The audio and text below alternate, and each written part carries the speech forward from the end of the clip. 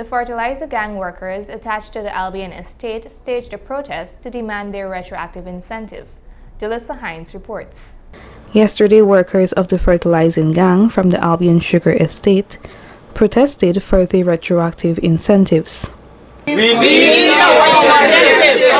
We need our incentive. We need our incentive. We don't work for it. We can't get our incentive.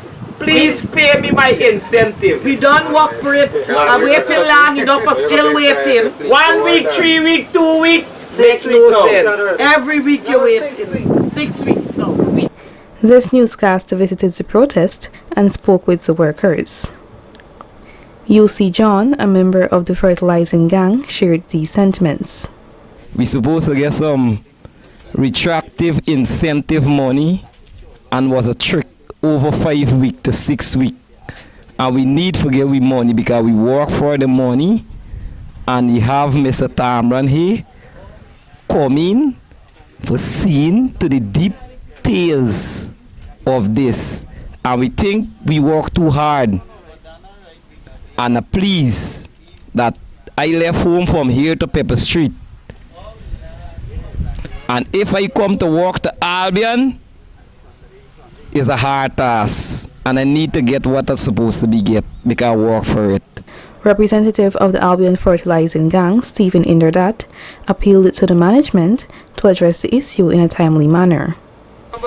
That the workers that you could see here are being fooled by management concerning the incentives, and they get us back and forth to and fro, promise us week after week that we'll be receiving it, and the thing becomes so frustrated and annoying to the workers. That is the reason why they took today to stand out to receive the retroactive payment that has been promised by the CEO to the workers.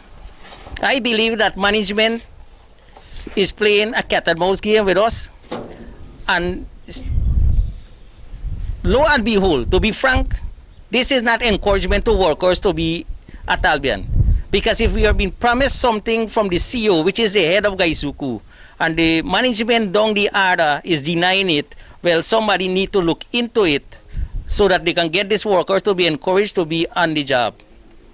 So I am appealing to management to reconsider the position and to decide upon the decision what will be taken so these workers could be benefit from what has been promised to them. The workers stated that the retroactive incentives were promised to them from the first week after the holidays in January during the out-of-crop period. However, they received information via a memorandum that they will receive their incentives the first week of the second crop, which is from the month of February, depriving them weeks of their incentives.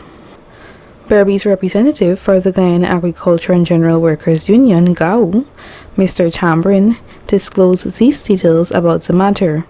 This morning they were given a document, it's a memorandum, and that document states that the money will be paid from the first week of the new crop. That would be the second crop of 2022.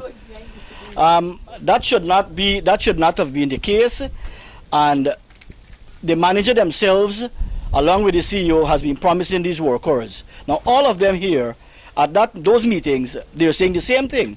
So what the union needs to do is to inquire and to do an investigation as to what was being told to these people. And if that is indeed a fact, then Gaisuku needs to live up to its word.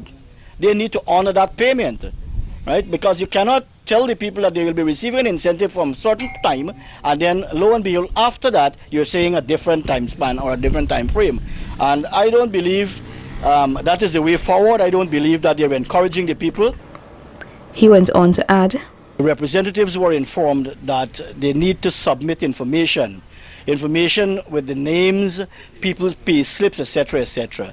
Now, that by itself is not in the normal practice, because what we know, being the employer, Gaisuku, they have all the information.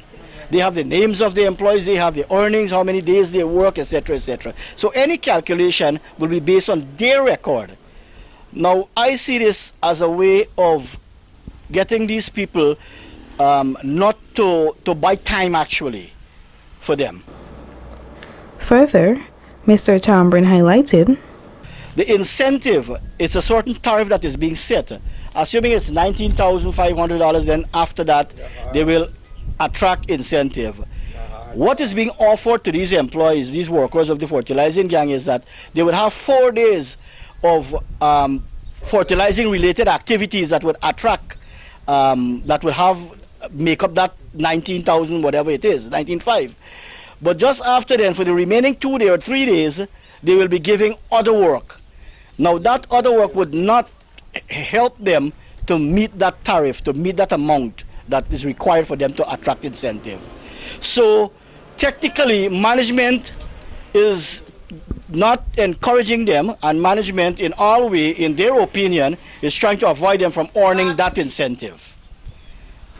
So those are some of the issues, and there are so many other issues that we will have to address today. This was raised this morning by the representatives, and we're here today to listen to them and to make the kind of representation that is necessary so that they can have what they deserve. this newscast received information that the management of the Albion Sugar Estate held a meeting with the representatives of the fertilizing gang to address the situation. However, Channel 8 was told that no decision was made at the meeting and the matter is expected to be addressed on Monday. Reporting for Channel 8 News, I am Jalissa Hines.